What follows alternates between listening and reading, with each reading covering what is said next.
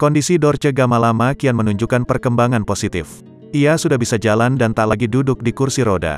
Saat ini, menurut kerabat dekatnya, Hetty Sunjaya, Dorce masih menjalani terapi untuk kesembuhan maksimal.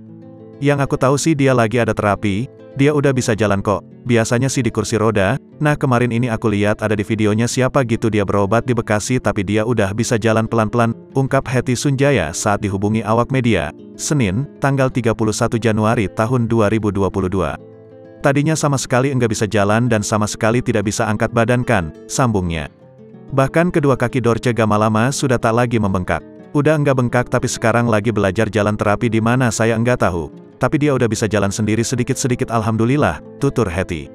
Diberitakan sebelumnya, Dorce Gamalama sempat dilarikan ke rumah sakit ketika tidak sadarkan diri saat ditemukan oleh sang anak. Ia kemudian dilarikan ke intensive care unit.